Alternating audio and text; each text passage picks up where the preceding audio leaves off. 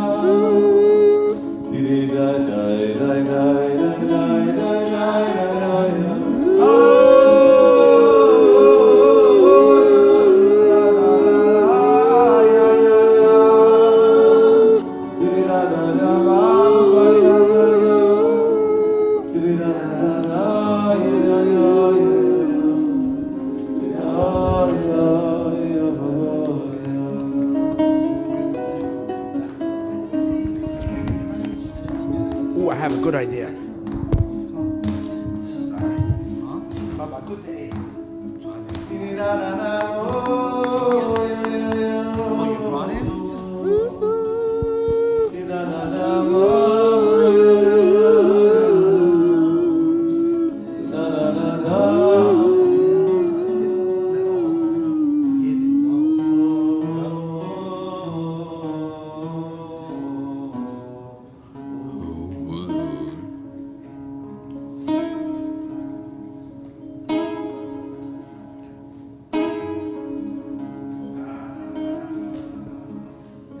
That's for the pizza, huh? I had a spoon of chicken soup today, so that I don't have to be tempted with the pizza. Chicken soup for the soul, How right? does a Yid? Just by Malav Malka. How does a Jew prevent himself from going for the pizza?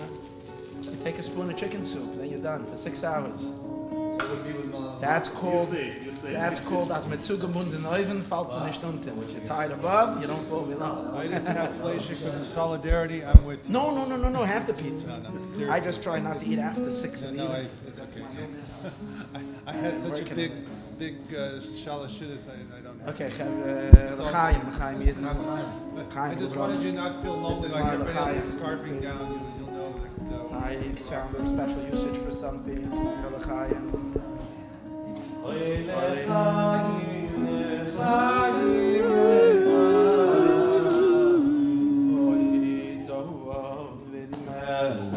Melech Yisrael,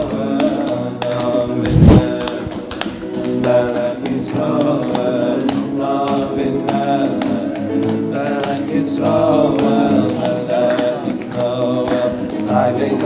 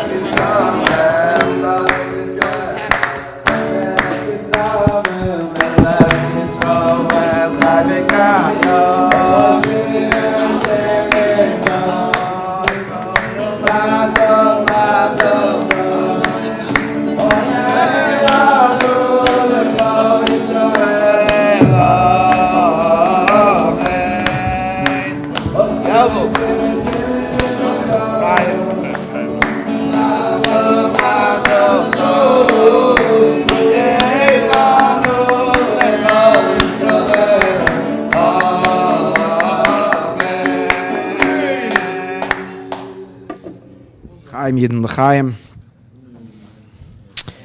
L'chaim Yidin, everybody say L'chaim.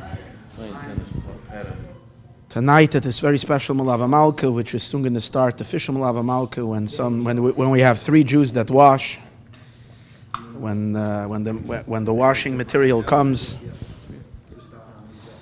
Chevra, tonight in Chodesh Kislev, in this very powerful, The one that you take. in this powerful time of Kislev, such a Chassidish Zman. This week, Tuesday, Be'ezus Hashem, is going to be the yahrzeit of the Holy Maggid of Mizrich. We had a Malava Malka already learning a little bit about the Maggid. This Reb Zev Wolf of Zhitomir that we're going to speak about tonight was one of the sublime students of the greatest Talmidei HaMaggid of Mizrich. And why am I making a Malava Malka dafka for Reb Zev Wolf? Number one, I decided this year to stick to all the wolves.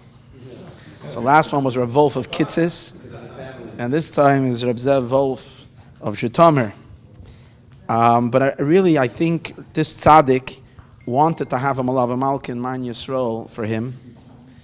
So he tricked me into making a Malava Malka for him. How did he trick me? He got me. He really got me. And that's it. But I'm very happy, Reb Zev Wolf, and I'm inviting him to the Malava Malka that we prepared for him. How did he trick me? Because I always try to pick a tzaddik whose yahrzeit is that month.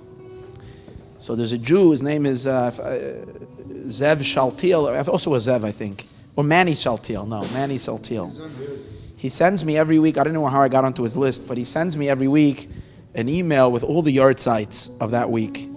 So when I started thinking about the month of Kislev and I was looking around, I opened his email and I was looking through the yahrzeits of who's in Kislev. And I registered, I saw the name, Reb Wolf of Zhitomir. So I got excited. I said, oh, that's a tzaddik I'd like to speak about. We went to Tzion in Zhitomir. About night, we took the Baal Shem Tov Sefer Torah. They were very special. So I said, okay, let's do for Reb Wolf of Zhitomir. But after that, soon after I looked around, I started reading in the books about him. After already I had decided, and I advertised it, I look around and I see there's an argument about when his yahrzeit is. According to most opinions, his yahrzeit is Erev Shavuos. In the summer, in Sivan, Hey Sivan. According to other tradition, his yahrzeit is in Yud Daled Adar. I said, how in the world did he put in his email that his yahrzeit is in Kislev? So, but then I found in Kivrei Tzadikim, and the website Kivrei Tzadikim, from, thank you, Yossi. So I found in Kivrei Tzadikim that I guess there is some tradition that his yahrzeit is the 15th day of Kislev, which was Friday. So it could be that's right. But again, the more common tradition is that his yahrzeit is in Adar or in Sivan. But he wanted his Malava Malka, I guess, close to his Rebbe, the Holy Maggid. And that's why we're celebrating tonight. So Reb Zev Wolf of Zhitomir, just a classic, giving us a little bit of an insight. Thank you. Just a little bit of an insight of who we're talking about, Reb Zev Wolf of Zhitomir.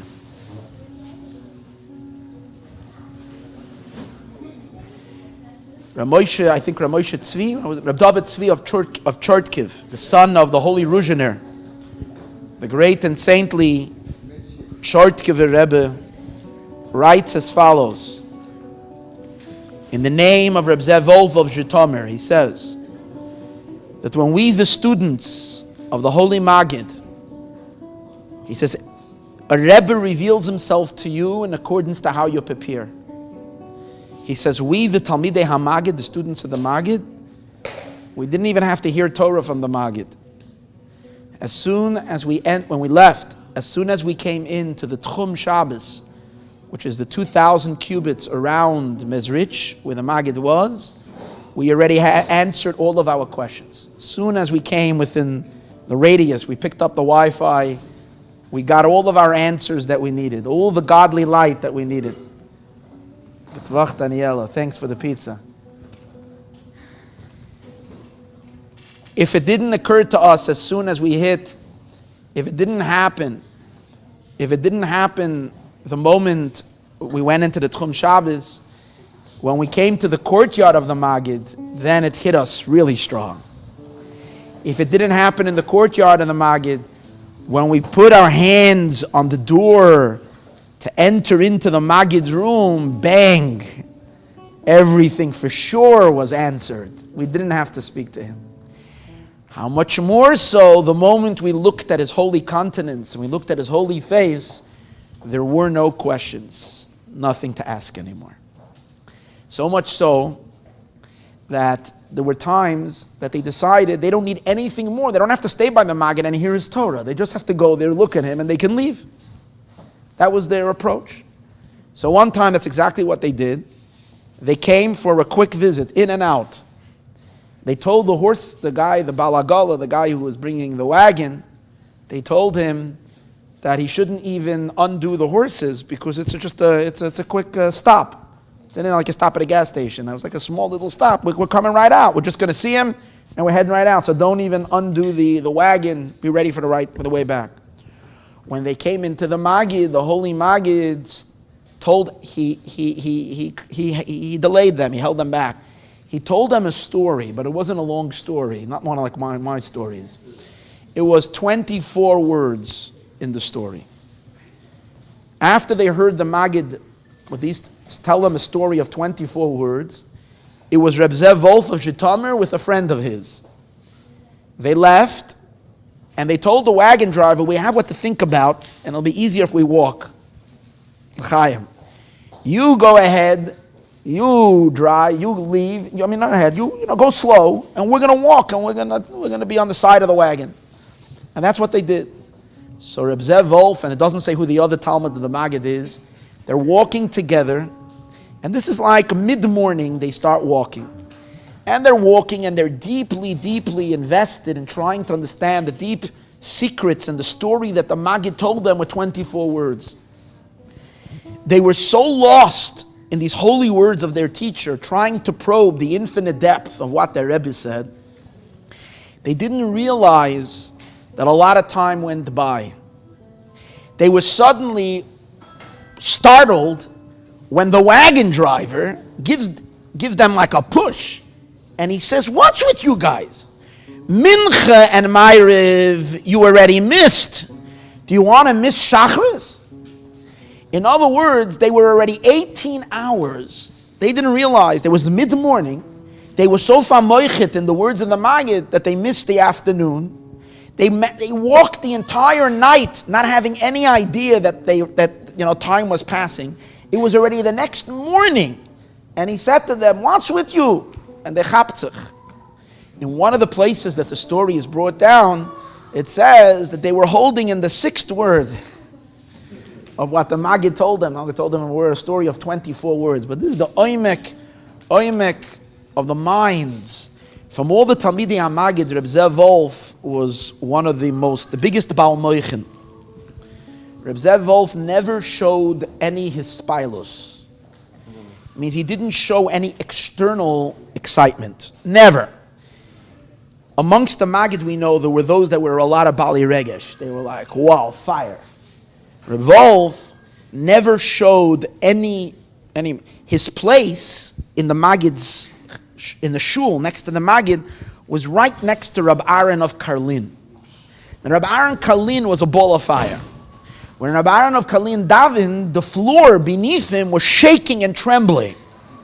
Reb Zev Wolf wouldn't make a move. He would stand like a doimim. If you know this about the Mittler Rebbe, also davened like that. You wouldn't see nothing, no tenua.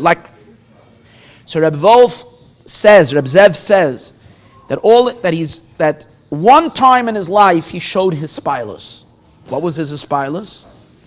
The Talmidei HaMaggid were sitting outside the Maggid's room, and the Mizritcha Magid opened up the door. It was on Erev Shabbos, and the Magid of Mizritch was saying Shir Hashirim.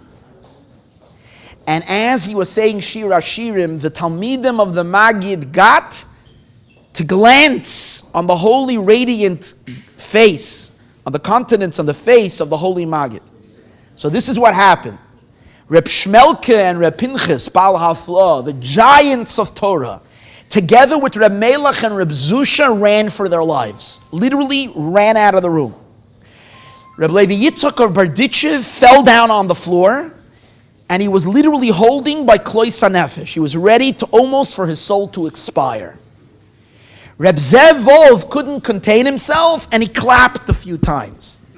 And he said that he did tshuva all of his life for that expression of his spilus, that he allowed, that kind of something took him out of control. In other words, his avodah was to keep it all in the inside. He once came to Berditchev. He was very good friends with Reb Levi Yitzchak of Berditchev. He came to Berditchev, and Reb Levi Yitzchak of Berditchev, you understand, had a complete different avodah. Reb Levi Yitzchak of Berditchev, his davening was koilis. It was like, oh, crazy. So Reb Zev Wolf said to him after davening, he said, he says, the Kohen Gadol would go into the Holy of Holies. And you understand, the Kohen Gadol was holding a pan of ketores, a spoon of ketores, and in his other hand, he had a pan of coals. Now you can understand that the Kohen Gadol at that moment hit the highest peaks of the Holy of Holies, of like connections to the Eibishter. So he said, but you see, he probably didn't throw himself like you, because he wasn't allowed to spill even one tiny bit of that. Zetzachois, he says.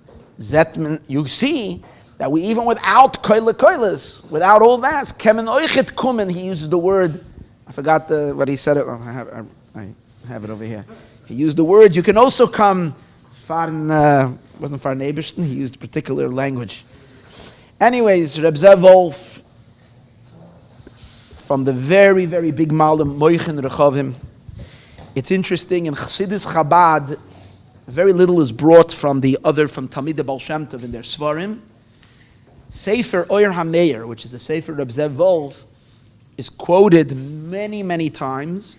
I saw on the Hamiftechus of the Tzemach Tzedek over 32 times that he quotes Sefer Oyer HaMeir. So it was very, very, very. In other words, Chabad was very selective in the this and Noam Melech, Moir Einayim. There's a few Svarim, and he quotes the Oyer HaMeir. It's a big thing, at least in Chabad, to say that. L'chaim, l'chaim.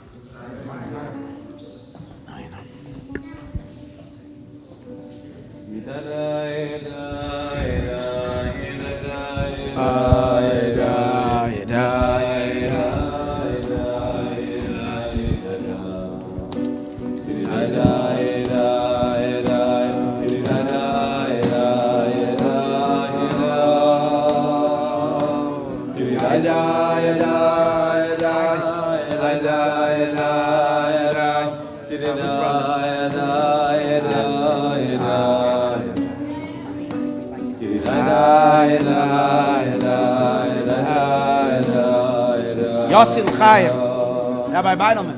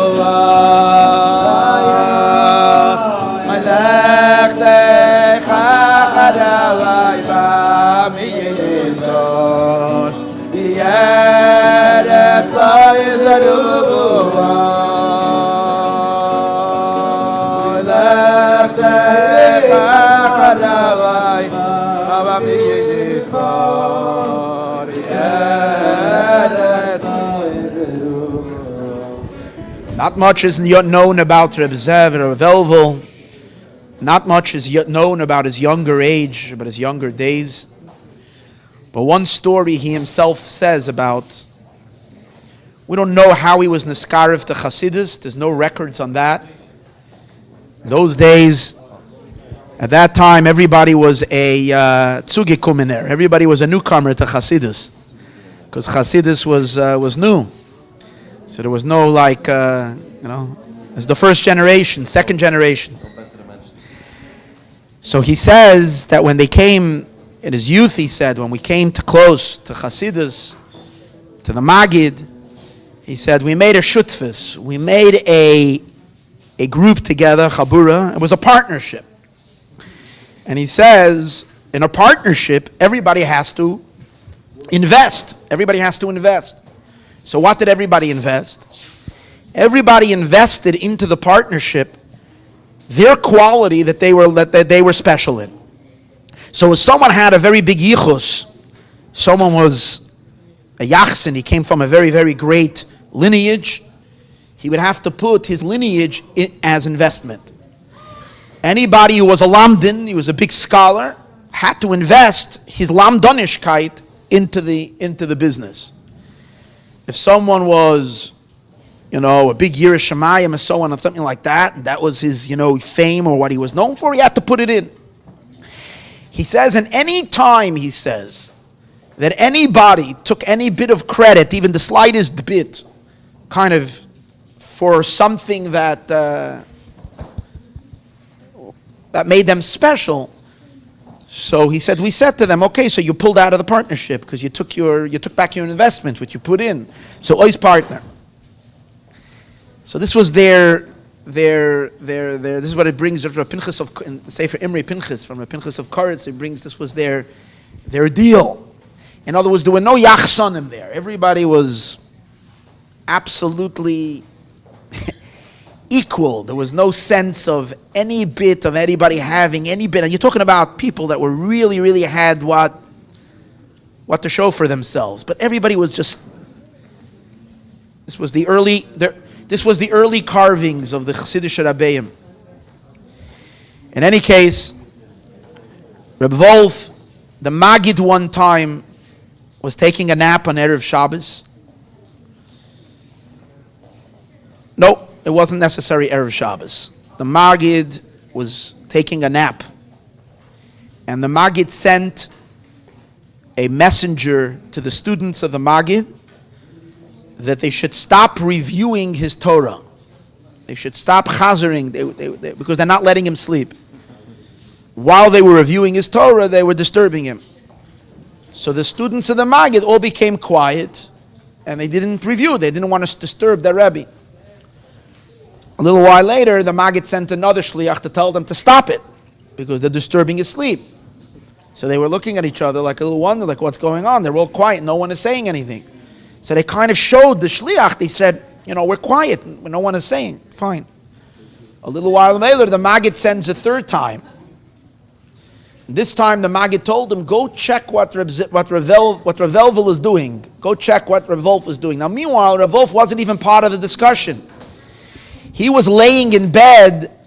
He was literally lying in bed, and he was thinking. But in his thoughts, he was thinking the Torah of the Maggid. He was so deeply connected to his Rebbe that the thoughts of Rav Elvel were not allowing the Maggid to sleep. And that was more of a disturbing than all the discussions of the Talmidim and the Maggid. It was just his thoughts. He didn't want, even though he was a huge scholar, and he could have been a very, very great rabbi, and so on and so forth. But in his Sefer, Ohr HaMeir, he writes a lot that rabbis should not make a business out of their post. And therefore, he felt that he should work for a living. And he had an inn. And in the inn, had a bar, and he served spirits and different things. And that was his parnasa.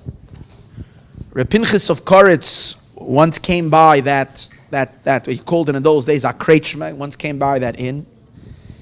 And looked at the innkeeper. He had no idea who he was. He looked at the innkeeper and he's watching him and he's seeing about this innkeeper that doesn't look like a regular guy. And then later they were sitting together and the innkeeper went down to get beer from the cellar. He went down to the cellar to bring beer. When he left, Reb Pinchas asked the other people that are there, who is this? Who is this? They said, he's the innkeeper, but he goes to the Maggid. He's one of the students of the Maggid. So they said, why are you inquiring about him? He says, because I see Eliyahu Navi is riding on his shoulder and he's teaching him the Idra. The Idra Kadisha is a passage of Zohar, which is called the Idra Kadisha, which is known within Zohar itself. It's the one, if you look in Zohars, some Zohars have interpretations on the Zohar. But on the Idra, it's makubal not to make a pirush. Because it's like, so he said, Eliyahu Navi is on his shoulders teaching this man. The famous story that everybody knows, but they don't always connect it to Reb Zev of Zhitomir, but this is who it was with. A Yid once came to the Holy Mezritcha Maggid and complained about Machshavas Zaras. That he has, he can't control his thoughts. Sometimes he's plagued with negative thoughts that come in the middle of his davening, in the middle of his learning. But just so in the middle of the day, he gets uninvited guests that enter his mind and they disturb him. And as much as he tries to get rid of them, they keep on coming back and he's miserable. So the Maggid said, travel to so-and-so and go visit Zvil. I think it wasn't then, his inn was in the city of Zvil. He said, go to Zvil, there's a yid there, his name is Velvel, he has an inn, go to the inn. So it was a wintry late afternoon. This person arrives at that place. The Maggid found out the address. He comes over there and he tries to open up. He locates it says, the sign didn't say no vacancy. It actually said vacancy. It's a motel, he sees. So he goes and he tries to open the door, but the door is locked. So he begins to knock, but no one is answering the door. But he sees people are inside. So he knocks a little louder and he starts, and they seem to be looking at him, but no one opens the door. And he's getting frustrated because then it looked like nice Jews, and here he is. And meanwhile, it's very cold outside and he's shivering. So he starts banging louder. And they're not answering. So he starts yelling, open up. No one is answering. So he goes around to the other side and he's knocking on the window. They're not opening. He's a nudge. He's a persistent guy. They're not. So he's banging and zetzing. He stood outside all night long. The guy almost froze to death. In the morning, they opened up the door for him. Okay. He thought this was the weirdest, strangest thing. How do you let a Jew get so far freuren outside? The guy's he was all frostbitten. But the Maggid sent him here. He was also a special person, He knew the Maggid didn't send him for no reason. So he's hanging around there. He doesn't ask Reb Zev anything. Doesn't ask him. He's just there. After a few days, he's thinking it's a waste of time. What am I doing here? Why did I come? So he decides he's leaving. Before he left, by the way, he says to Reb Zev, your Rebbe, the Maggid, sent me to you, but I have no idea why he sent me to you. So he said, Reb Zev says, he sent you to me so that you can learn a very important lesson, that a person is a balabas in his own house. And you only let in whoever you want. And whoever you don't want, you don't have to let in. And that was the lesson. L'chaim. We don't have to let in who doesn't belong. L'chaim.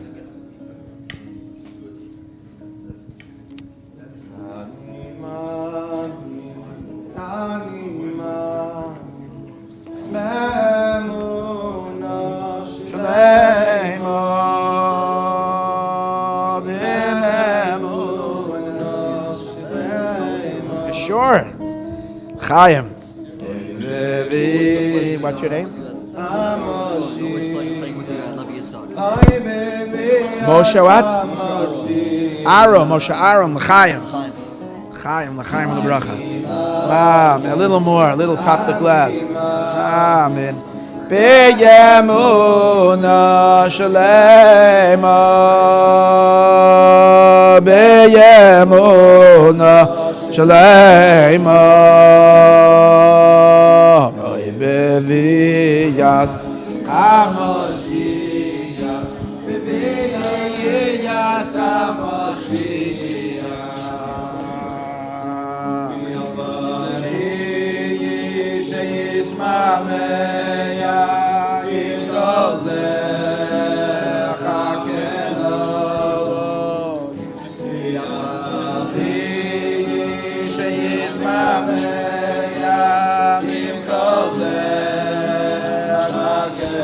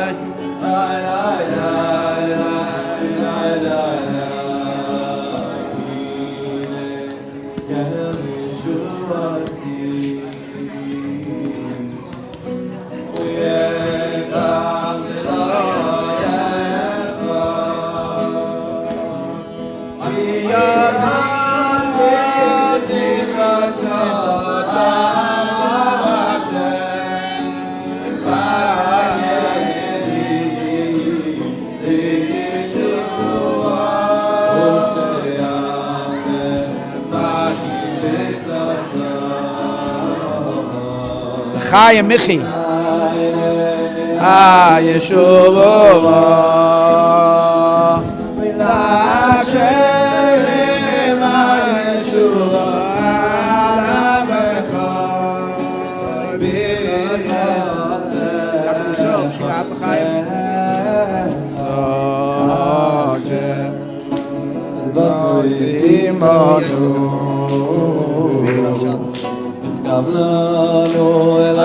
Yaakov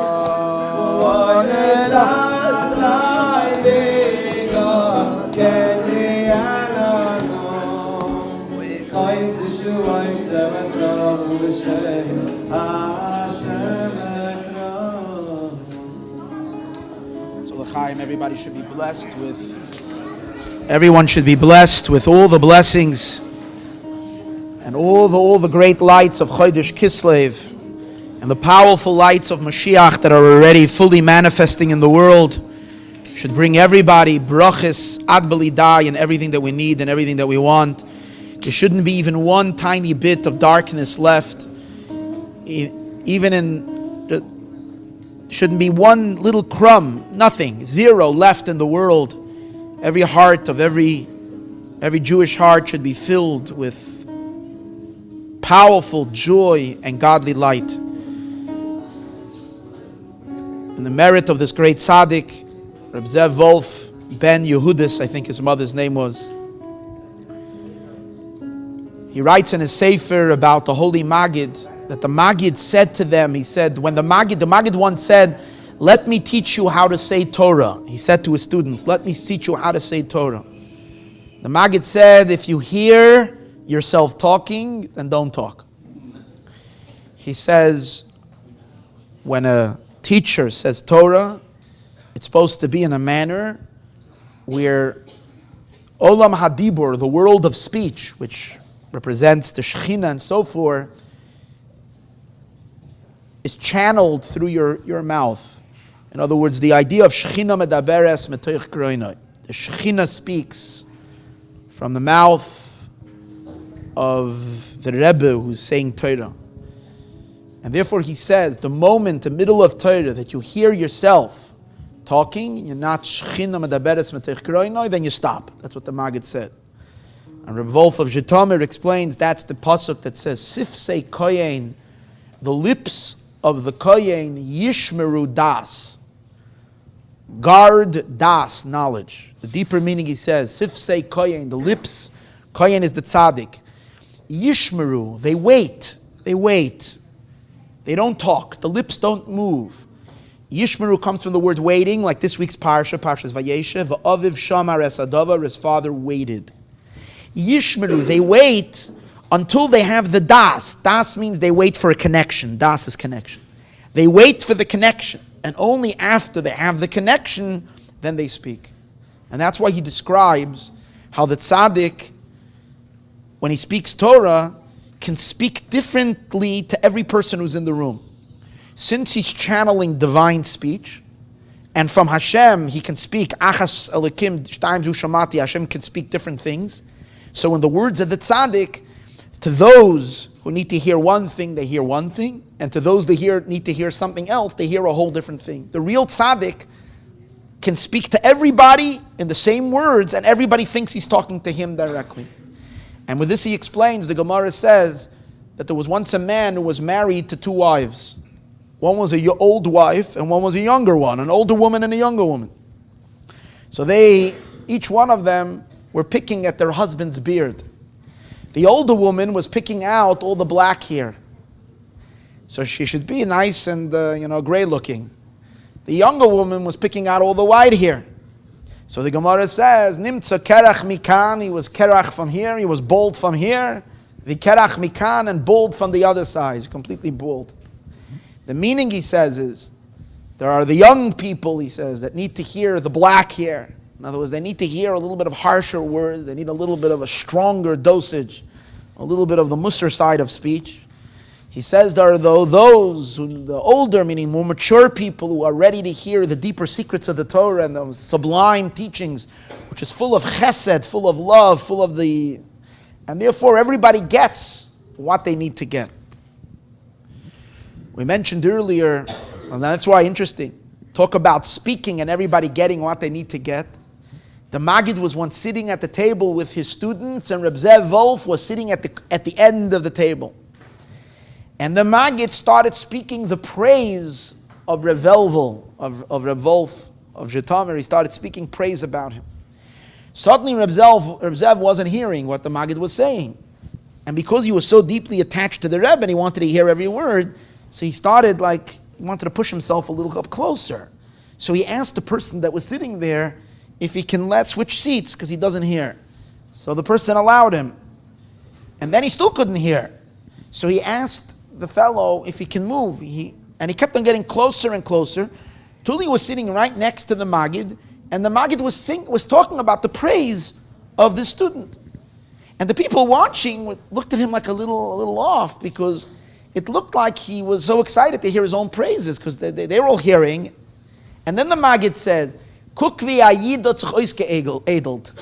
how a Jew who is so edel, he's so refined, that words that are not shaykh to him, he doesn't hear. Hear that? As much as he was trying to hear what the Maggid was saying, since this wasn't for him, he just didn't hear. Anyways, during the days that Reb Wolf became a Maggid. He became I don't want to use the word preacher, because preacher does, but he became a Maggid. He was in Zhitomir. In a sense, he became a Rebbe in Zhitomir. But before that, as I mentioned, he got his parnasa from running an inn. One time, word got out that he's a special man, even though he was an innkeeper, he was a businessman, ran a thing, but word got out that he's a very special man. A woman once came to him, and she poured out her heart. She said her husband is a drunkard. And he gets drunk, and he's very abusive. So much so that he beats her up. And she's suffering tremendously from her husband. She said, I ran away. I ran back to my parents' home. Few weeks, he came back to get me. And like an abuser, he was able to sweet talk me. And he got me back to come out, and he promised me never again. He's not going to drink again, not going to get drunk, he's not going to hurt me. Just a little passage of time, the whole thing happened all over again. And again, I was beaten, and again. And I don't know what to do. So I asked him, please divorce, give me a get. Give me a get. You go your way, I'll do my thing. So he answered, he said, I'd rather be an almond than be a garush. I'd rather be a widower, than be a divorcee. That was his thing. So she said, Rebbe, what should I do? So Rebbe Wolf said to her, why don't you bring him to me? Bring him to me, come to me with him. He said, he'll never come. She says, okay, I'll tell you what to do. Go home, and the next time he drinks, he takes out the bottle. Ask him that you also want a little bit. He'll be shocked. And he'll give it to you. When you take a drink, praise the whiskey. Really say, wow, this is like fabulous. And do that the next couple of times he drinks. Have a l'chaim with him. And every time, tell him how amazing it is. And tell him that all this that you bother him about his drunkardness is because you never appreciated how wonderful it is. And with that, you'll gain his. Then after a couple of weeks, you'll tell him that you heard that there is an inn in this and this town. And there's a what do you call it? A brewery there. And the guy he has exceptional good whiskey. So, and you should come and we'll have a drink over there. And then we'll take some bottles home. So she said, okay. And that's what she did. So she went home, and the whole thing happened. And then when she told him this, the husband was willing to come. So he comes with her to Reb Wolf's Kretschm over there. And when he sees them, he takes out the bottle, and he pours for both of them a cup, for her and for him. He gives it to him, and the guy takes a good gulp. He takes it down.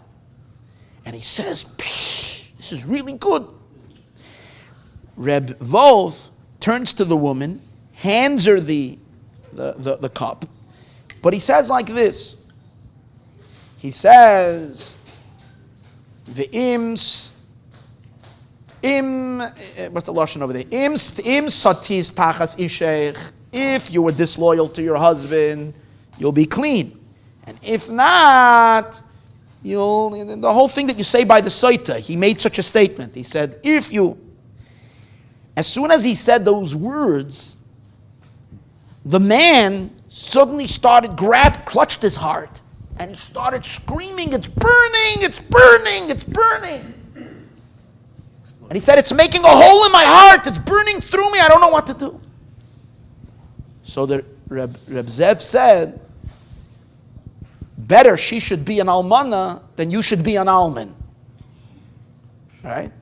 Better she should be a widow than you should be a widower. And then he was on the floor like screaming in pain. He said, admit. Anyways, obviously this guy was not okay in many, many areas in his life. And he there confessed to his problems. And he begged Reb Wolf, and Reb Wolf said, listen here, okay, we'll take care of it, we'll stop it. He promised. Reb Wolf said, listen, I was only able to stop it one time. If there's any more shtick going on, and he said to him, one thing I can tell you, I know you're going to go home and you're never going to want to drink again. That he said. But be a good husband. Take care of your wife. And so it was. Yeah, they lived happily ever after. L'chaim. Huh? She didn't. she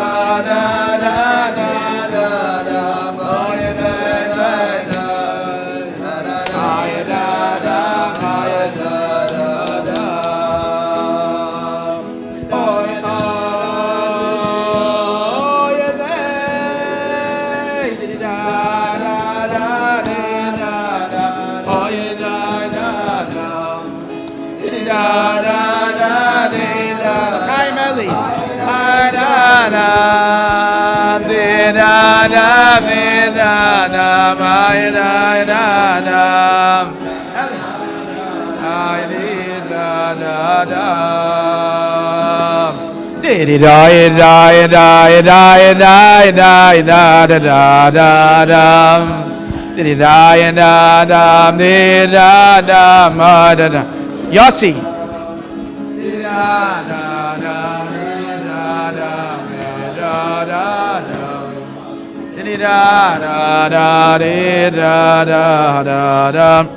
You want to wish a lot of bracha and a lot of mazel to the Zickman family in honor for their sponsorship for this event. The bench, the mishpacha with a lot of bracha and mazel. Mit alle gute Sachen. Begashmias und Beruchnias. Mechayel ol choyel. The Toldos Yaakov Yosef was the one who authored the first Sefer, Hasidic Sefer. Sefer HaToldos, the scribe of the Holy Baal Shem Tov. The Toldos, when he printed his book, it wasn't too popular. He had a hard time selling it. He himself set up a book stand in Berditchev, in the market. And he brought with himself 1,000 books. And he set them all up. And he was charging 1 gold coin for the book, for the Sefer. Anyways, he was standing there for 1 hour, 2 hours, and no one even came to the stand. And he was miserable. He really wasn't happy. He was uncomfortable standing there trying to sell his own Sefer. No one wants to buy it. And he was beginning to get more and more and more upset. When a tzaddik gets upset, it's not too good. Reb Wolf in Zhitomir is not too far from Berditchev. Zhitomir, the Reb Wolf sensed the aggravation that Reb Yaakov Yosef of Pulno was feeling. So he rushed immediately. He got onto a wagon and he rushed over to Berditchev. When he got there, he saw Reb Levi Yitzchak was already on the task. Reb Levi Yitzchak was already trying to calm Reb Yaakov Yosef on the situation that no one is buying his book. And he was telling him, listen, it's a market day. Everybody's busy with business. You can't show up as in the middle. It's like, like you're hitting people right in the middle of the work. You have to show up after hours. Now everybody's hustling and bustling with business. No one is paying it. No one is thinking about a Sefer now. To buy, he's trying to calm him. But Reb Yaakov Yosef is not really accepting it. He doesn't like, he's not accepting it. So Reb Zev says to him, he says, and what do you think, you're better than the Eibishter?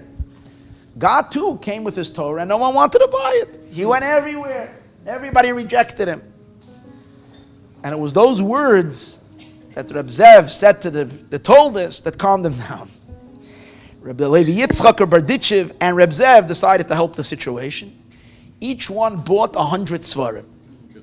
He bought bulk. Reb Levi Yitzchak took 100 pieces. Reb Zev took 100 pieces. And in addition to that, Reb Zev went around and he got others to go buy to calm the Toldos. When Reb Zev met the Toldos for the first time, Reb Zev was then, Reb Zev didn't go to the Baal Shem Tov. The Toldos was a student of the Baal Shem Tov. He never met the Baal Shem Tov. He was Reb Zev was on a very thick stick. But when he met the Toldos Yaakov Yosef and he looked at his face, he got such fear because the Toldos asked him, You're a Dabrin? You're a speaker? Like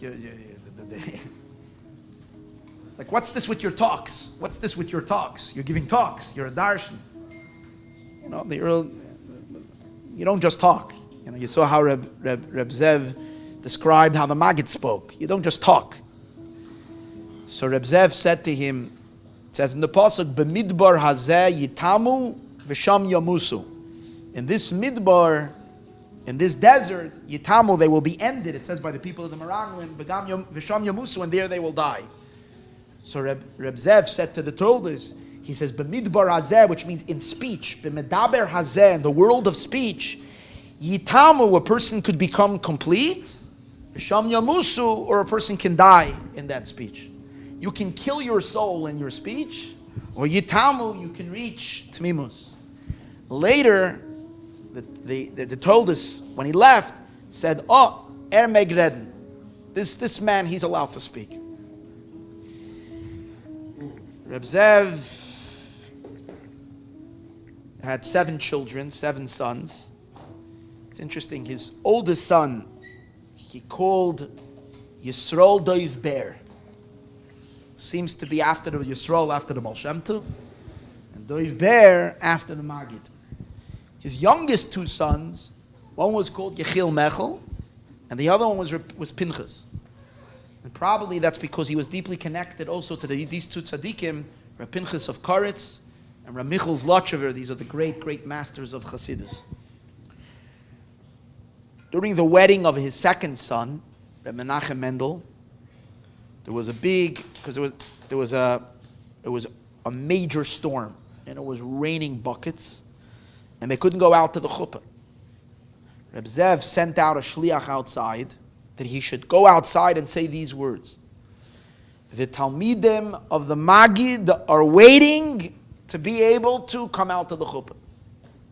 And this is what the young man did. He went outside and he said, "The Talmidim of the Magid are waiting to go to the chuppah." As soon as he said that, boom, the rain stopped. They were able to make the chuppah. They came back into the hall or wherever they were, and suddenly it started raining cats and dogs. The whole thing was just like a talk about the tzaddikim that had the keys and the mastery over all of creation. He later was meshadich. Reb Zev's, one of his sons, did a shidduch with Reb Zusha's son. Reb Zusha's son was a mechutin with Reb Zev Wolf. Reb Zev came to the chasana. Reb Zusha was already very old at that time. So Reb Zev sent to Reb Zusha. He sent to Reb Zusha asking who should be the Masada Kedushin. And Reb Zusha didn't answer. And it was like 2-3 hours later, he was trying to prepare the chasana, it was like a moment before the wedding. He asked Reb Zusha again, who's going to be the Masada Kedushin? Reb Zusha didn't answer.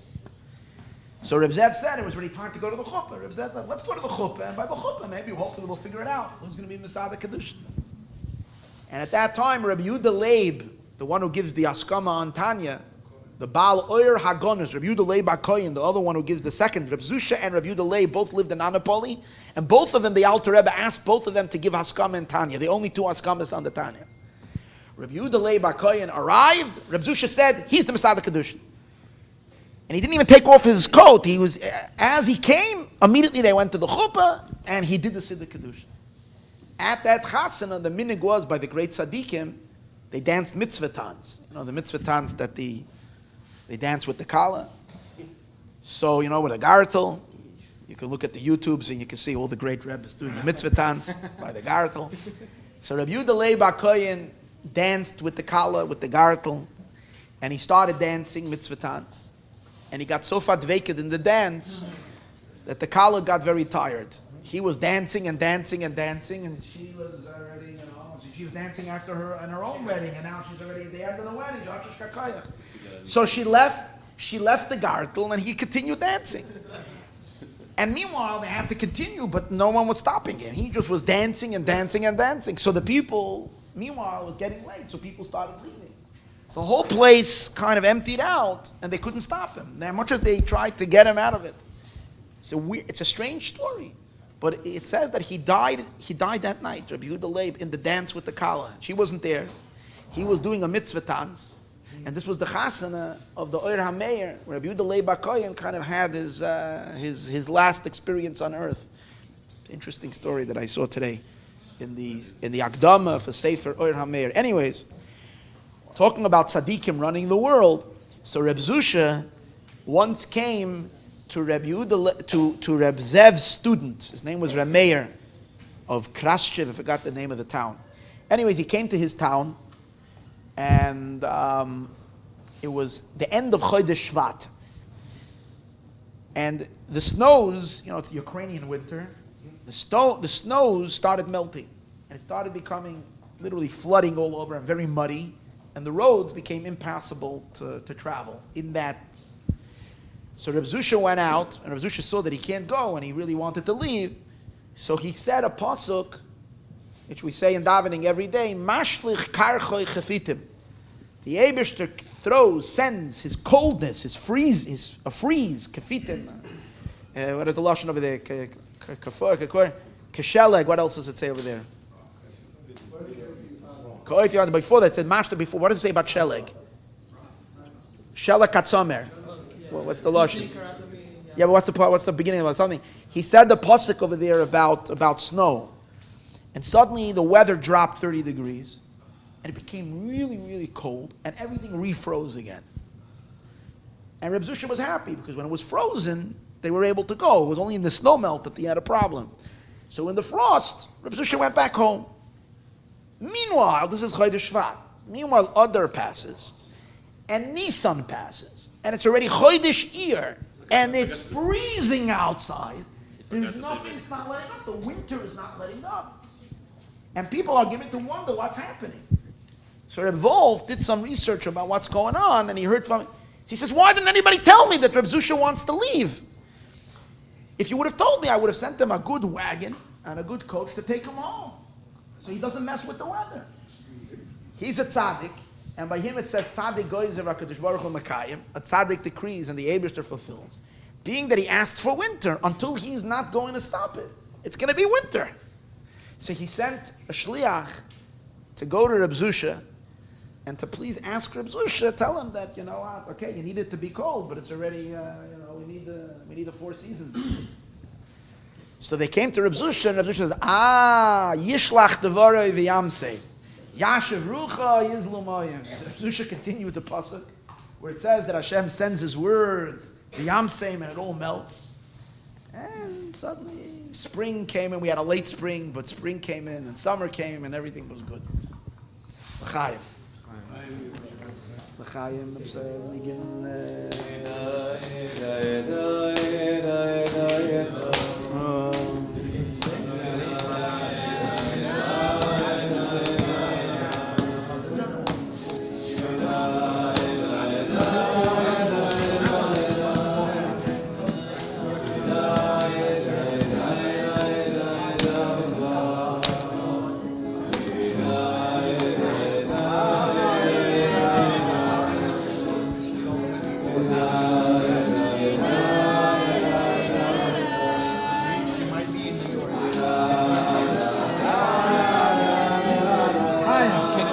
Ketor. It's like vapor, I think.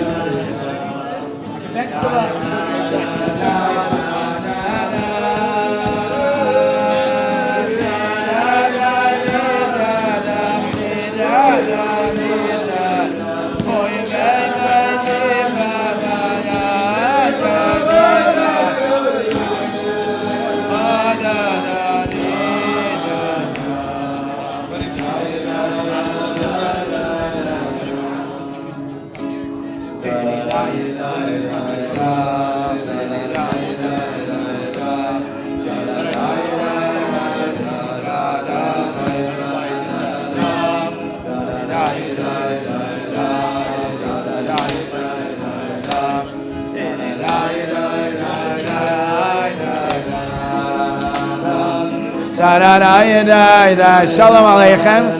What's your name? Yehuda? Yehuda Yitzchak. Good tvach. So nice that you came. You live around here? In this neighborhood? Wow. Oh, nice. That's your dad? You want to give your dad a little l'chaim?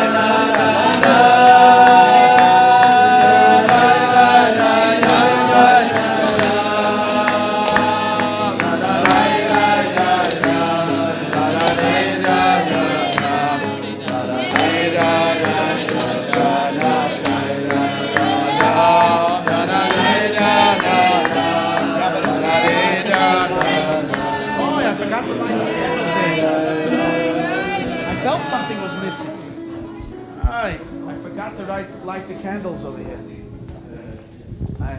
See, something was missing. Where's the lighter? Who knows? Oh, here's the lighter. Who knows? Where's the lighter? Where's the lighter?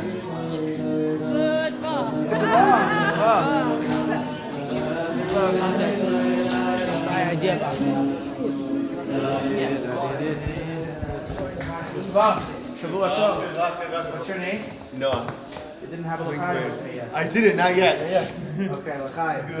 This is my wife, Aki. Welcome. Thank you. Nice to meet you. Thank you so much. Nice It's stuff. inspirational. We live in Venice. We're here. Oh, nice. Yeah. Can you stay for one more story? It's a good story. One more story, and I'll get you a l'chaim. about the thing about he liked it. This is a really Maybe good, the those next are- story you're gonna like. But I heard that This story, I heard yeah. maybe those are the same people that stabbed the Jews. Why have they been getting more? What's happening? We're gonna destroy them. This is the side of Mashiach.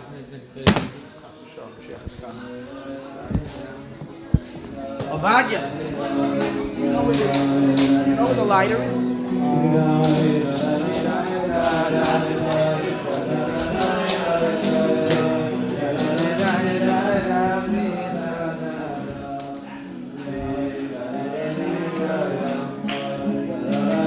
Anybody see it? Anybody see the lighter? Lifting up them.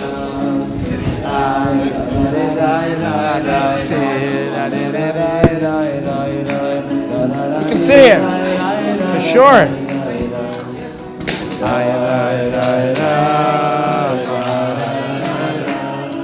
Chaim. Chaim got it. Good year too.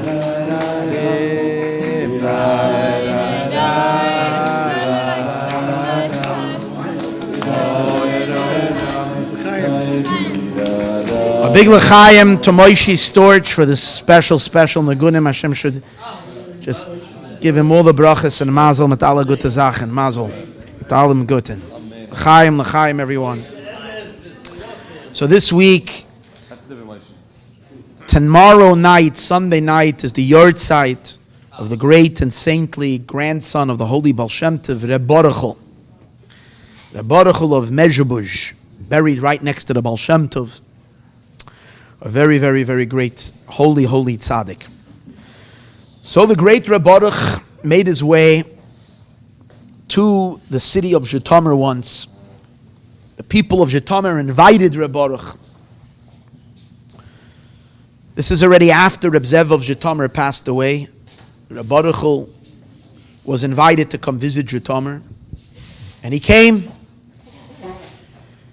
When he came, the people went out to greet him, and they made a big parade. Baruch haba. They prepared for him.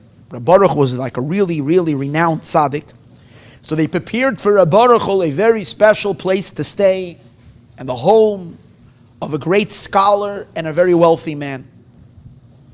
As Reb Baruch's carriage is coming closer into the city, the people are all coming out to greet him, and they're dancing all around, like, all the Yidden are dancing for the great tzaddik. They slow down, the coachmen, they all go slow, it's like a whole parade. And then the chash of the people in the city are coming up into the wagon to give shalom aleichem. Amongst the people was a very simple Jew who just recently struck it rich. Very rich, but because he was so rich, he was given honor, and he was allowed to go up with the early people that were coming. But he was a very simple Jew, and his parents were very simple, and when this person comes and gives Reb Baruch shalom, Reb Baruch lights up, and Reb Baruch says, come sit down next to me. So Reb Baruch sits him down in the coach right next to him. And all the other people that were there, and they were like really rabbis and chashavit people, and other rich people that were probably as rich as him, but the old-time rich folks, not the new Shmendrik over here who now just became a ganze macher. Like, these are the guys who were like there in the Rosh Kol. They were all dismissed, and he's sitting next to them. It bothered them a lot, but they weren't going to say anything. If the Reb Baruch is a tzaddik, they're not going to say.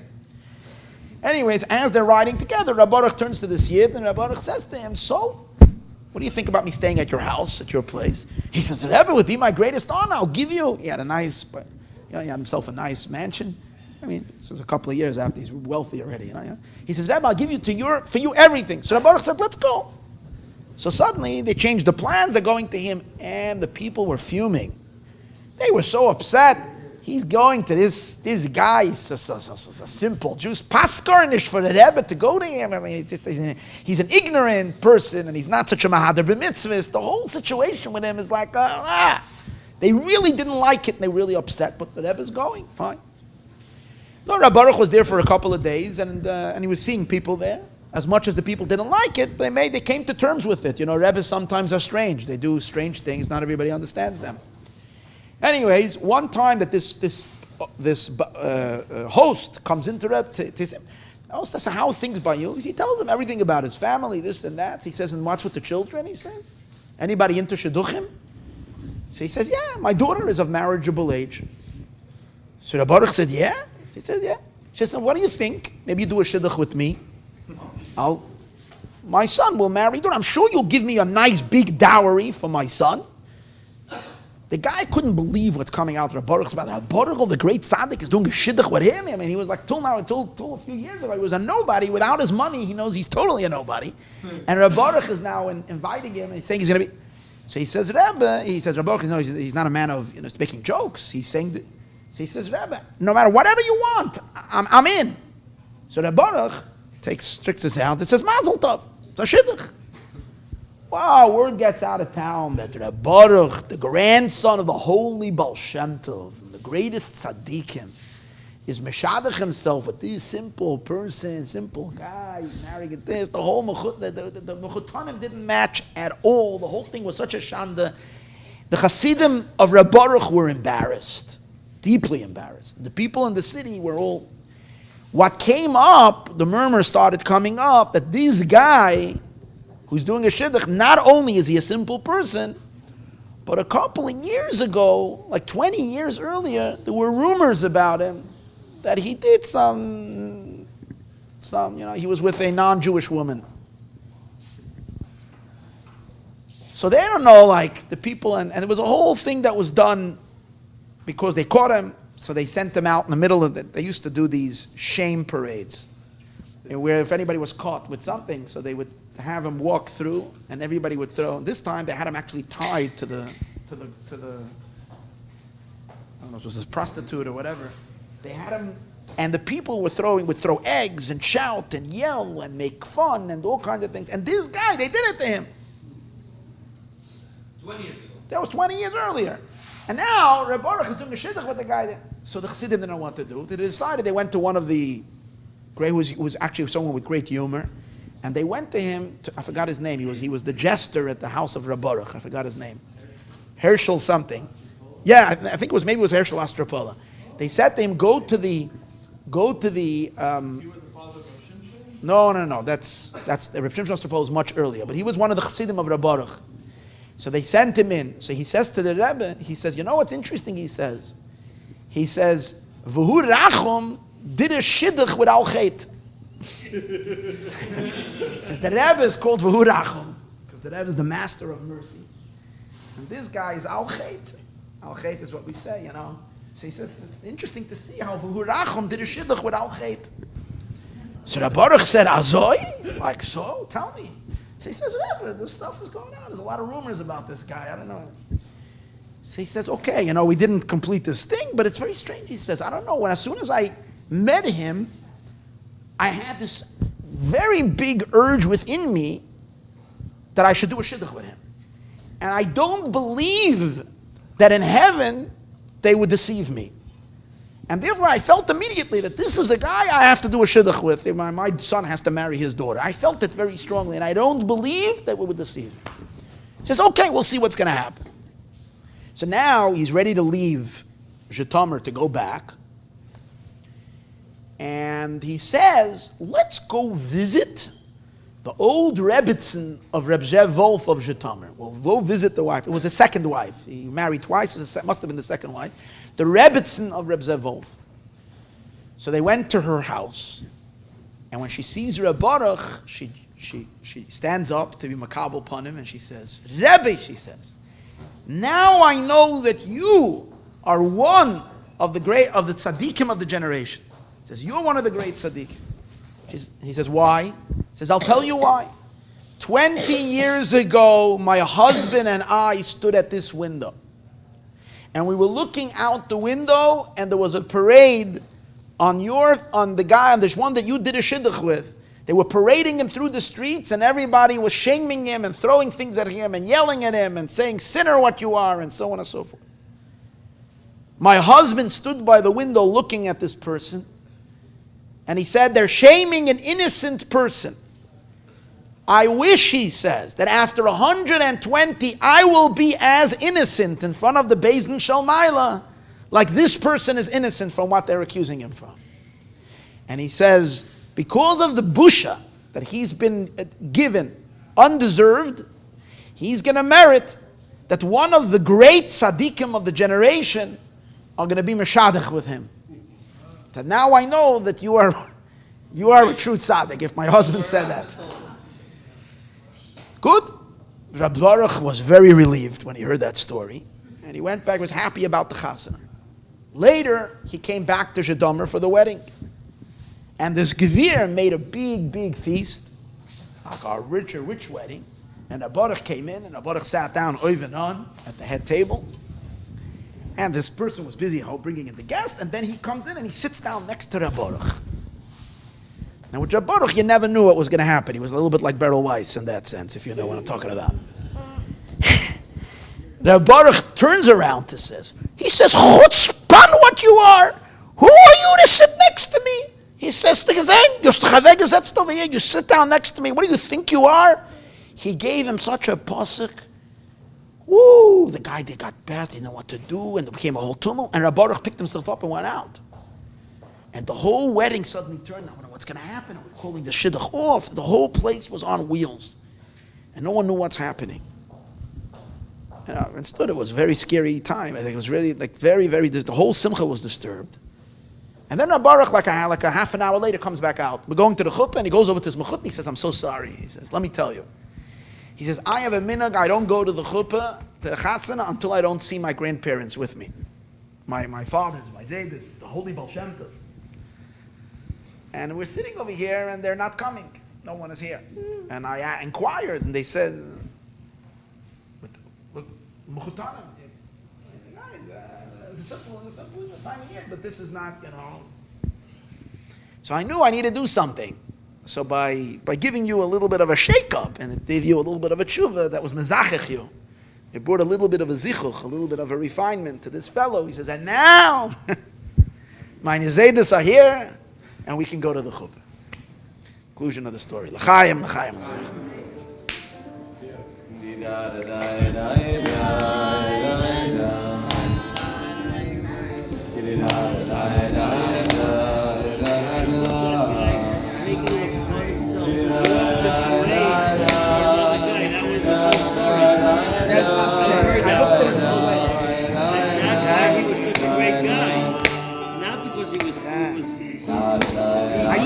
his friend would die of embarrassment, so he walked the shame way. I didn't. You find me that. I have to In find Sipurei it. Chassidim, it doesn't say it that way. No? I saw it elsewhere We're also. reading it about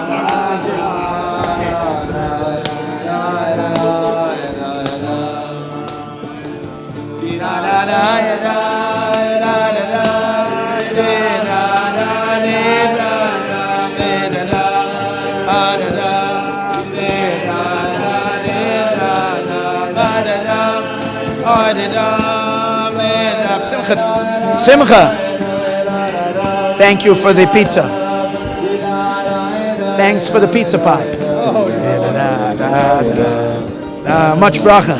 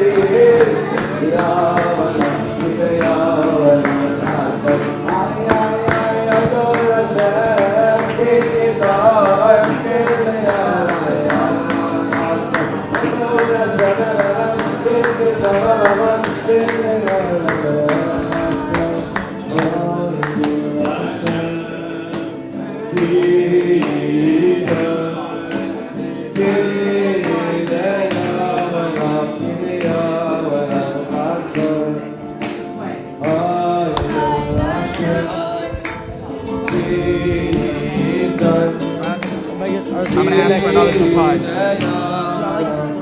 Yes. Yes. Chaim l'chaim.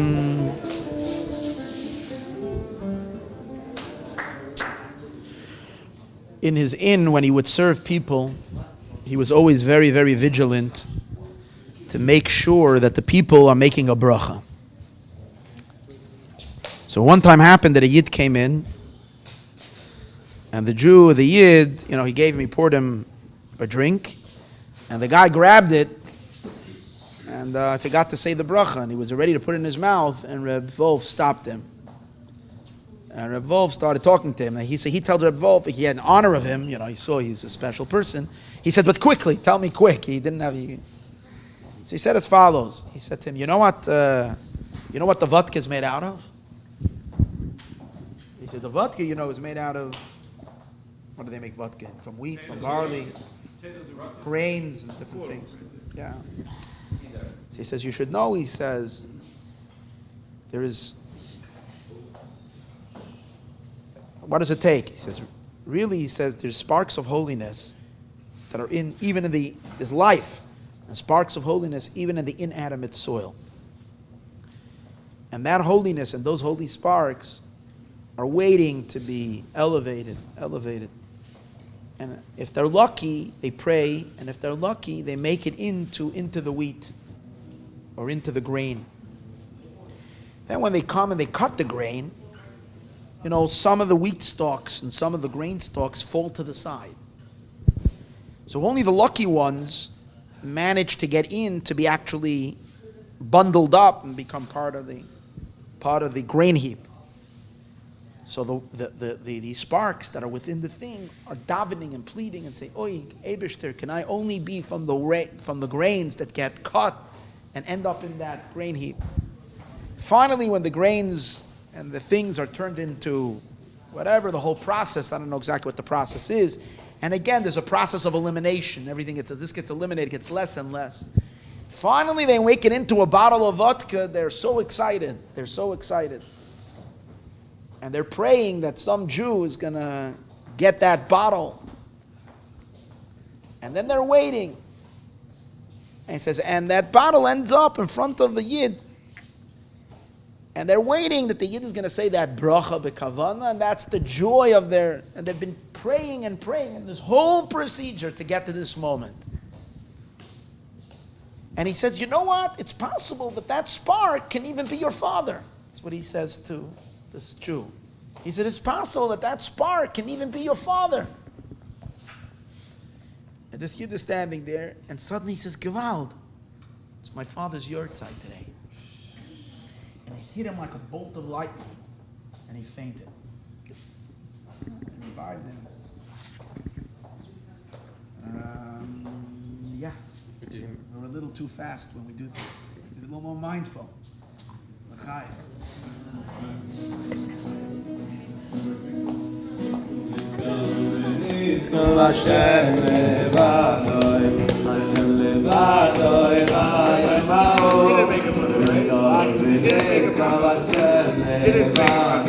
He made a bracha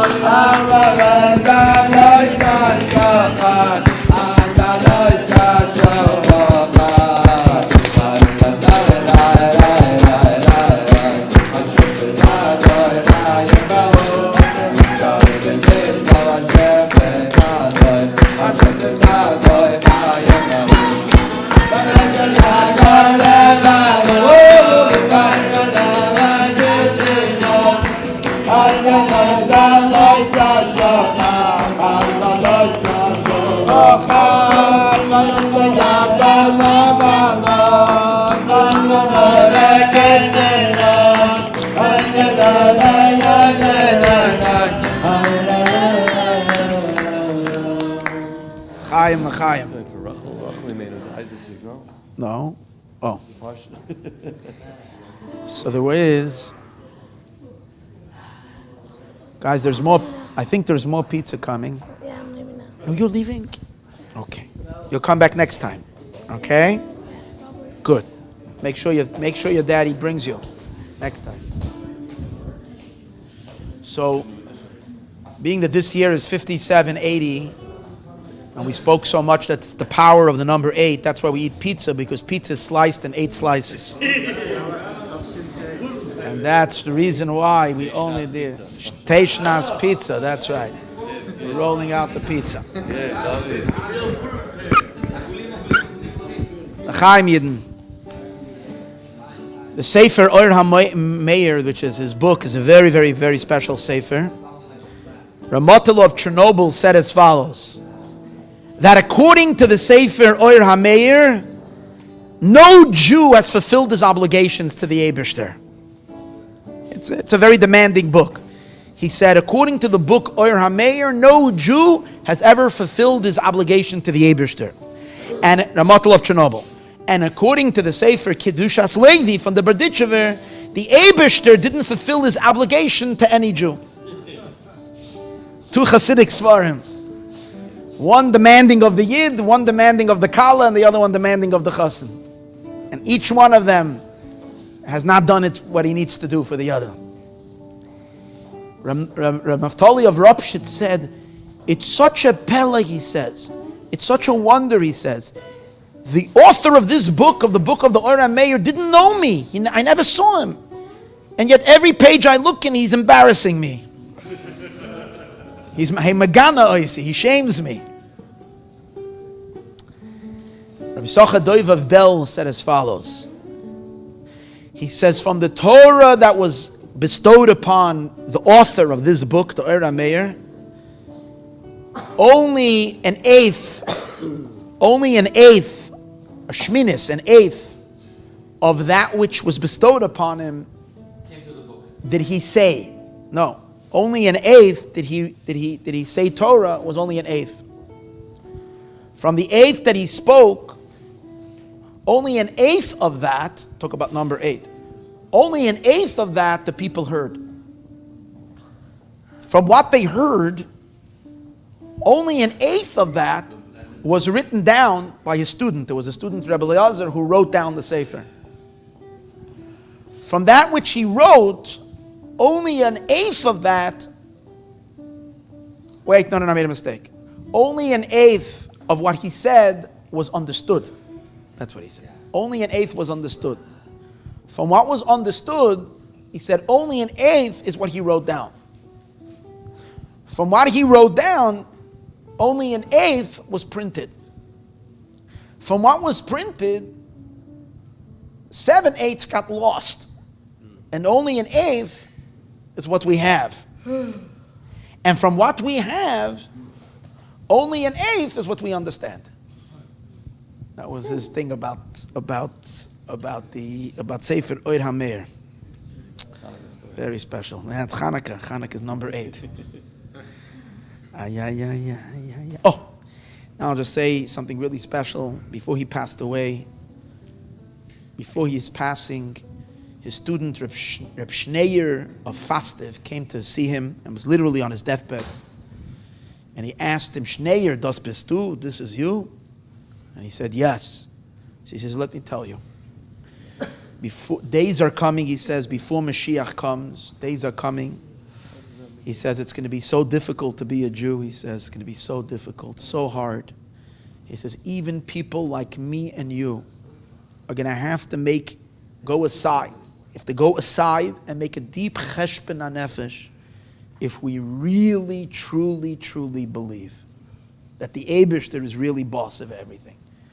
So we're going to have to make a cheshbon hanefesh. Even people like me and you are going to have to really question ourselves. Is our emunah for real? Real. So he says, Rebbe, so what do you suggest? He says, you should tell the people that I predicted that this will happen. So if they will know that I said that this is the way it will be, then it won't be so nispoil from the hard days. So they should know. He also said, another time he said that they said, if it's going to be so difficult, what is going to be? He said, don't worry, he says, there's coming to the world still very, very big tzaddikim. That's what he said. There are still, to make it to Mashiach, there's coming to the world very big tzaddikim. And he says, the proof is those tzaddikim, that the people are going to have a very big tshuka to see their face. You should know that those are the tzaddikim that the Shekhinah rests upon their face. And that's why there is going to be this powerful tshuka and longing to see them. Chaim. Days are You coming. know what I realized? That everything was true right now. Days are coming. It's really hard for me. Oh, days are And coming. those Sadik is Oh, terrible. days are The coming. prophecy of and There'll it be happened. hunger in the land. Why do you say that? There'll be a hunger in the land. But the hunger will not be for bread. And the thirst will not be for water. But to hear the word of Hashem. הנה ימים באים ליום אשר השלכתי רב בארץ לא ירעד ללחם ולצמא למים הנה ימים באים ליום אשר השלכתי רב בארץ לא ירעד ללחם ולצמא למים ולא ירעד ללחם ולא יצמא למים Yishmoya Svar Hashem Lo yirah v'lechem Lo yitzam alamayim Ki yiyim Get me cold water. Yad Svar Hashem Hine yomim ba'im leyom Asher b'shlachti la'aretz Lo yirah v'lechem V'lo yitzam alamayim Yom yom Hashem b'shlachti la'aretz Lo yirah v'lechem V'lo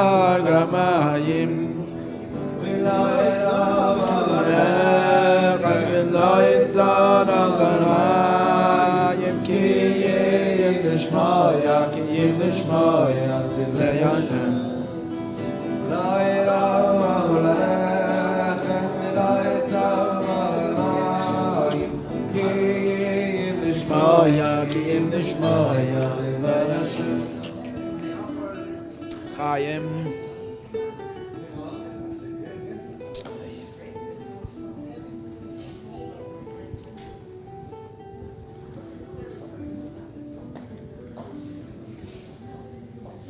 Reb Leib Saris was one of the great saintly tzaddikim in those days. The saintly tzaddik Reb Leib Saris. Reb Leib wanted very much. Reb Leib was known that he was in charge over the Lamed Vav tzaddikim. Reb Leib used to collect money and support the Lamed Vav tzaddikim, the 36 hidden tzaddikim. He wanted that the Magid should keep Reb Zev a secret, because he knew that he's on that level of the Lamed Vav tzaddikim. So he wanted that he should be one of those hidden tzaddikim. Every time he asked the Magid to hide Reb Zev, the Magid did the opposite. The Magid would publicize him. Could be that's the reason in the story I said before that the Magid was saying the praises of Reb Zev. I even read a story that one time there's Talmidim were there, and the Magid said, we have to be somech, we have to give smicha, one of our chevra have to be a Rebbe. And he said, Reb Zev, he says, you lead us in benching. And Reb Zev pick up the cup and he started to bench, and he benched. After benching, the Magid says, so tell me, what did you feel? He said, I felt 2 hands on my head. He said, that was Eliyahu Hanavi giving you smicha. Reb Zev Wolf used to harness his own horse and wagon. Whenever he would travel, he used to do things himself, he did his own. So now when the people came to see him off, because he was a Rebbe, they came to see him off. So he had a dilemma, because as a Rebbe, he was now nismach as a Rebbe, he's not allowed to do it himself. So in front, because a king is not allowed to work in front of the. So he told everybody, please leave, go away. So he should be left alone. So he should be able to harness. He should be able to harness the horses himself. But he didn't do it in public. He told everybody to leave. Anyways, so Reb Leib came to visit him. I guess that's why Reb Leib, when he came to visit him and he saw him, he observed him, he said, "A gesunte Wolf in a kranke Bett." He said, such a healthy wolf, he said, in a sick bed. The Hasidim were very bothered by it. Like, what is he saying? But I think what he meant was, like, why does he need all this Hasidim and the whole situation of it? He's such a healthy wolf. Why do you need this? That was his statement. But then, Reb Zev used to look at the clock, look at the time, when he would take a nap from whenever, and he would actually say the minute he would wake up. That's what he would say. He would say, "Oh, I'm going to sit. I'm waking up at 3:22," and it was always that way. Exactly on the minute he said he's waking up, that's when he would wake up. So one time he was sleeping, and his minhag was when he slept, he kept a towel on his head, on his face. Slept with a towel on his. It's tzaddikim who sometimes did strange things. He's sleeping with a towel on his face. Reb Leib came, and Reb Leib picked up the towel, and he stood looking at the sleeping Reb Zev for a while. He's looking at his face. And then he leaves and he says, I don't know what they make a big deal. That's what he said. Reb Wolf woke up, and he had, what happened? He described him, there was a tall man here, and he was looking at you, and then he said what he said. So he ran after him. He caught up with him, and he smiled, he laughed, and he came. A year later, the same thing repeated itself. The Leib Saras came, picked up the lid, and he looked, he said, Zeyer Shein. He said, very nice, very nice. And then he said, he has the complete Tselem Elokim. Nothing diminished. The full Tselem Elokim on a person. He was good friends with Reb Nachum of Chernobyl. Reb Nachum of Chernobyl was arrested in the city of Zhytomyr. Why? A Jew who was a renegade Jew, who was Shmad, and he became a Christian, was angry at Reb Nachum of Chernobyl, and he slandered him, an accusation, and Reb Nachum was arrested. And there were two tzaddikim that were trying to get Reb Nachum of Chernobyl out of jail. One was Reb Zev, and the other was Reb Shlomo of Karlin. Both of them were working day and night. And usually they were pretty good. The Ukrainians, you bribe them, they kind of... But over here, nothing seemed to work.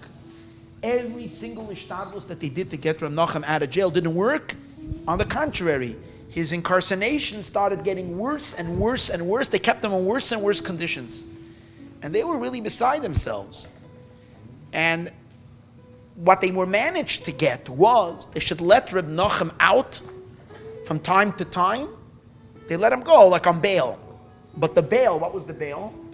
The bail was that someone has to come take his place. If someone comes and takes his place, they knew he would come back. And they said that the person has to take his place has to be a great man. It can't just be a whatever. So in other words, they set the bail high. So Reb Zev used to sit in his place when he would go out, take a little break for a few hours. Reb Zev would sit instead of him. And Reb Zev said to him, when he came back, Reb Nachum one time, he said, here, you see? He says, you're sitting for a Meshumid, and I'm sitting for a Tzaddik, or he said. And I'm sitting for Reb Nachum. So in any case, they figured it out. Reb Shlomo of Karlin and Reb Zev were pondering what's going on. How can this be? And they came to a conclusion that it must be that Reb Nachum took it upon himself that he wants to go through this punishment, and maybe even that he wants to die al Kiddush Hashem. And because he took it upon himself, that's why no matter what they're doing, they're not able to undo it, because it's not the Ukrainians that are putting him, it's his own choice that he chose this. So they confronted him. One day they said, listen, hey, we're working already, you're not helping us out the situation. Thank you. He said, we're working. and you're not, he says, tell us the truth. Isn't it that you took this upon yourself because you want to make a Kiddush Hashem? So he says, and I'll tell you something, Reb Zev said. Reb Zev said, I want to tell you something. He says, you should know it won't be a Kiddush Hashem. Because if in the end they kill you based on this Meshumid, it will be the opposite. It will be a Chilul Hashem that this renegade Jew, was victorious over a tzaddik. It won't be a Kiddush Hashem. So Reb Nachum said, you're right, he says. I took it upon myself. But he says, no one in the world knew about it. Only the Eibishter. No one knew about it. No, he said, no, it was a secret. Only in heaven they knew. No one knew about it.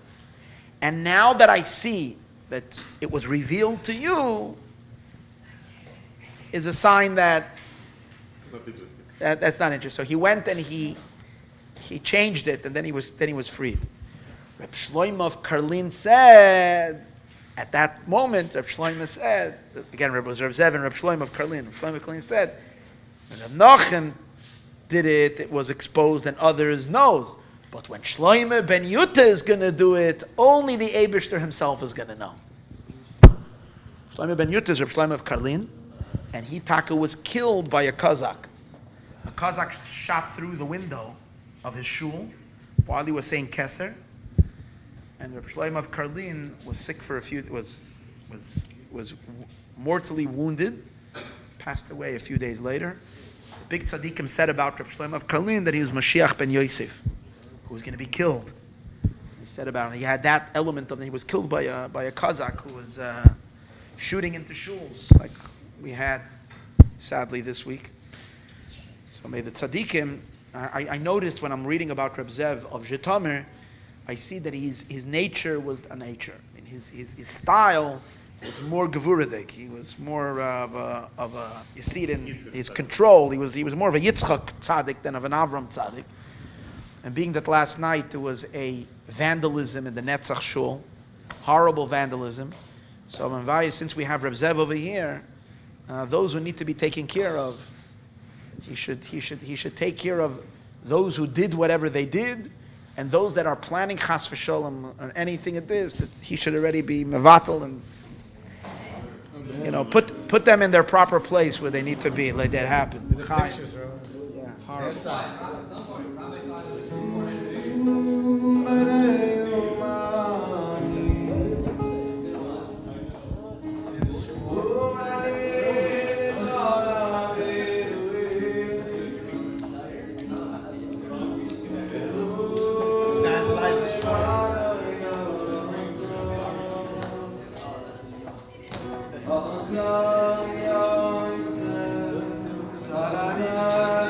Last night, 2 a.m.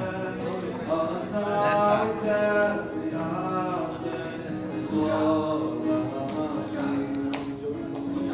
That's a separate talk. Everything. Disgrace. Just threw everything. Should have burned the place.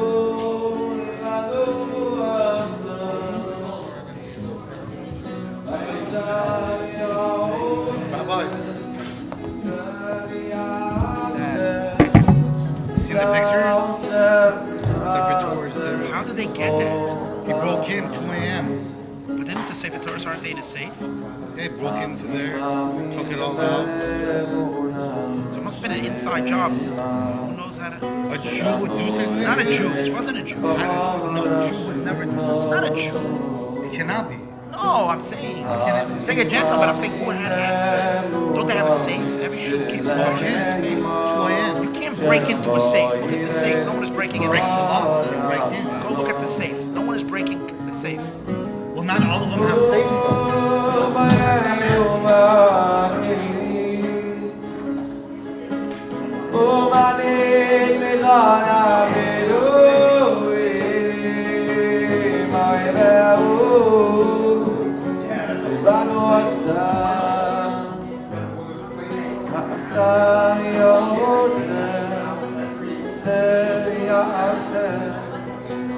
Well,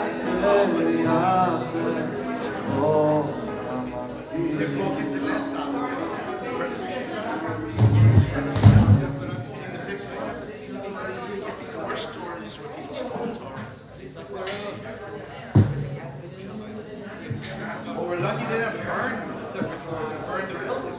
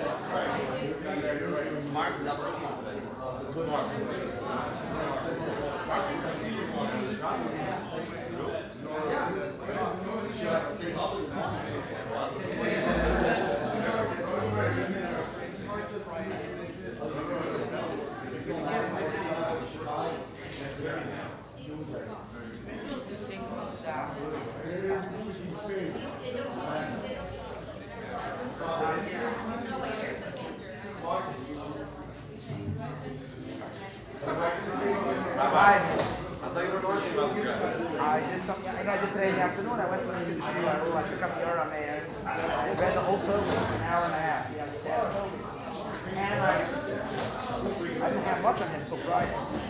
A lot. But I did everything. Everything I know. That story of the shaming in the street. That's the famous story, right? That I've heard. I've heard that story before. I didn't know the names, but.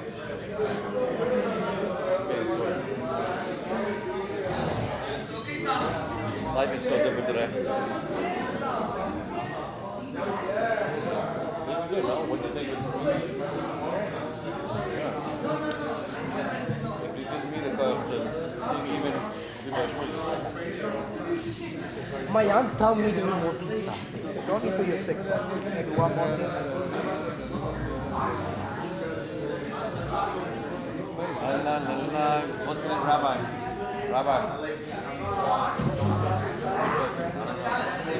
They sing it after you did the end of the nefesh. They sing it.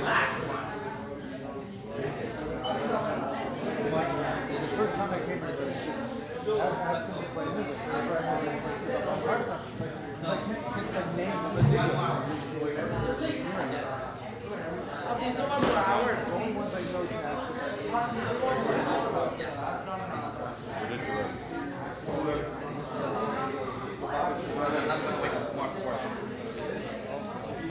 Yes, oh, no, yeah. Oh, his father's name is right here.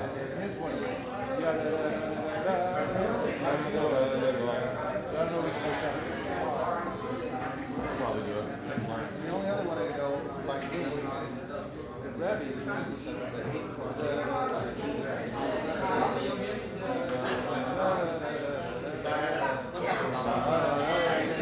That's the Rebbe's name?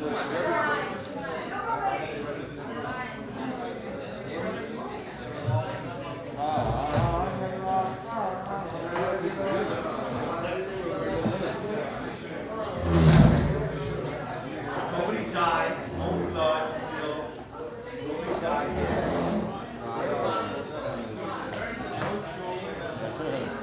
What's your name again?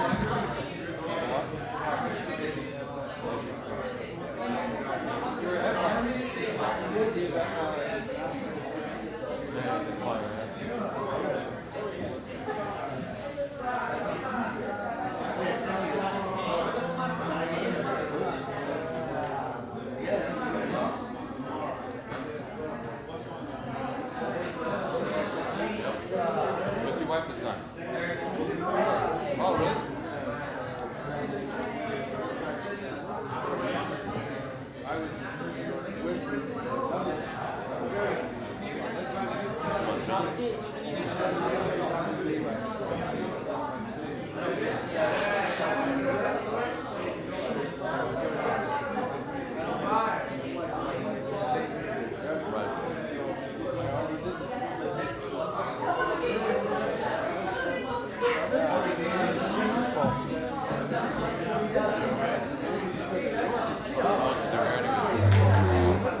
Weddings for sure. Oh, you had a big Shabbat this week, no? Havdalah tonight. Oh, you didn't see Rabbi Klein? Did you Rabbi Klein or not? Yes. Rabbi Klein? Played basketball. They had Havdalah. Came here.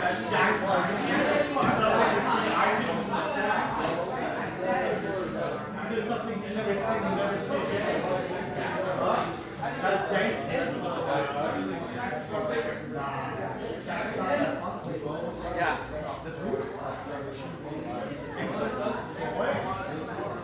What's up, the next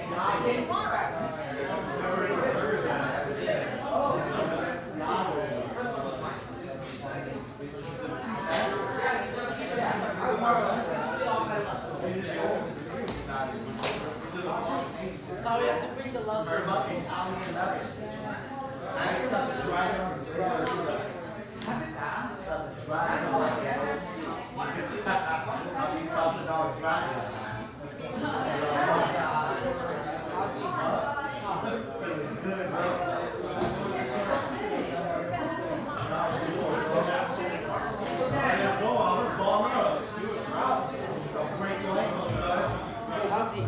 I'll break your ankles.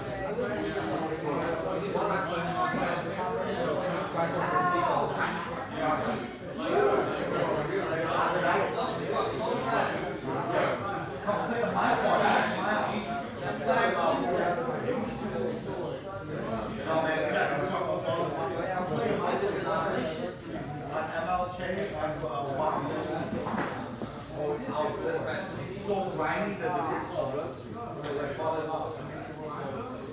Chocolate ball. No blood, no foul.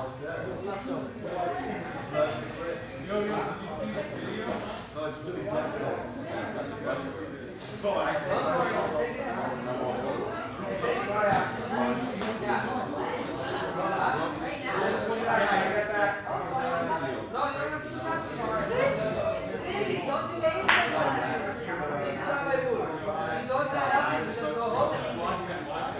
I'm giving it a hard to jump to.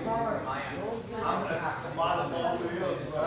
I'm just the 5 this one now. 7 where? They might be doing it in a way that's not